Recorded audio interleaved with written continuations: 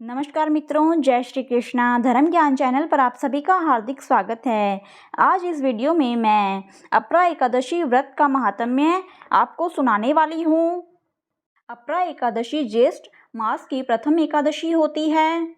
धार्मिक मान्यता है कि अपरा एकादशी व्रत करने से साधक की सभी मनोकामनाएं पूर्ण होती है, साथ ही सुख और समृद्धि की प्राप्ति होती है। एकादशी का व्रत करने और एकादशी महात्म्य सुनने से श्री हरि की विशेष कृपा प्राप्त होती है। अब हम शुरू करते हैं अपरा एकादशी महात्म्य। युधिष्ठिर बोले, हे जनार्दन, ज्येष्ठ मास के कृष्ण पक्ष की एकादशी का क्या नाम है? मैं उसका महात्म्य सुनना चाहती हूँ। श्री कृष्ण बोले, हे राजन, तुमने संसार के हित के लिए बहुत सुंदर प्रश्न किया है। यह अपरा एकादशी बहुत पुण्य देने वाली, अनंत फल देने वाली है। जो अपरा का व्रत करते हैं वे संसार में प्रसिद्ध हो जाते हैं। ब्रह्म हत्या, गोते की हिंसा और गर्भ हत्या, दूसरे की निंदा, पर स्त्री गमन, ये सब पाप अपरा के व्रत करने से नष्ट होते हैं। झूठी गवाही देने और झूठी प्रशंसा करने वाले, झूठे बोलने वाले, मिथ्या वेद पाठी, ब्राह्मण और ढोंग रचाने वाला, ठग, ज्योतिषी, कपटी, वैद, ये सब नरकगामी होते हैं। परंतु राजन, अपरा के सेवन करने से ये पाप छूट जाते हैं। जो क्षत्रिय युद्ध से भाग जाता है वह घोर नरक में पड़ता है। हे राजन, अपरा का सेवन करने से वह निष्पाप होकर स्वर्ग को जाता है। जो शिष्य विद्या पढ़कर अपने गुरु की निंदा करता है वह बड़े पातक से युक्त होकर नरक को जाता है। अपरा का सेवन करने से वह मनुष्य भी सद्गति को प्राप्त होता है।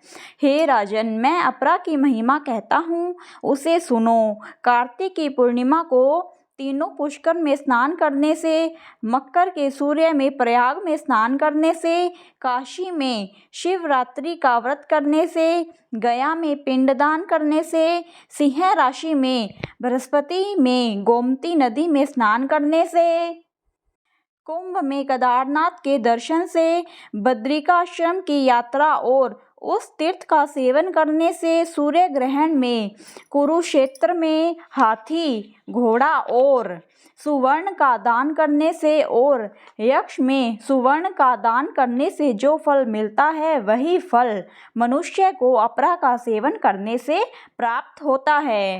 अर्ध प्रसूता गो, सुवर्ण और पृथ्वी दान करने से जो फल मिलता है वही फल मनुष्य को अपरा का व्रत करने से मिलता है। यह पाप रूपी वृक्ष को काटने के लिए कुल्हाड़ी और पाप रूपी ईंधन को जलाने के लिए अग्नि के समान है।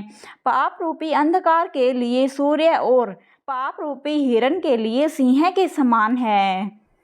हे राजन, पाप से डरे हुए मनुष्य को अपरा एकादशी का उपवास करना चाहिए। जो एकादशी का व्रत नहीं करते वे मनुष्य जल में बबूले के समान और जानवरों में भूंगे के समान हैं। वे मरने के लिए ही संसार में जन्म लेते हैं। अपरा का व्रत और वामन देव जी की पूजा करके मनुष्य सब पाप से छूटकर विष्णु लोक को चले जाते हैं। हे राजन, संसार के हित के लिए यह महात्म्य मैंने तुमसे कहा है। इसके पढ़ने सुनने से सब पाप छूट जाते हैं। मित्रों, अपरा एकादशी का महात्म्य यहीं पर समाप्त होता है। इस दिन फलाहार में ककड़ी का सागार लिया जाता है। एकादशी का व्रत अवश्य ही करना चाहिए। इसे श्री हरि विष्णु प्रसन्न होते हैं तथा सभी मनोकामनाएं पूर्ण करते हैं। यदि एकादशी का व्रत तथा उद्यापन की शक्ति न हो तो इसके नाम का कीर्तन करने से ही शीघ्र फल की प्राप्ति होती है। अगर किसी कारणवश एकादशी का व्रत न कर सकें तो इसकी कथा का श्रवण अवश्य ही करें तथा एकादशी महात्म्य का श्रवण जरूर करें। इससे भगवान विष्णु प्रसन्न होते हैं तथा विशेष कृपा प्राप्त करते हैं।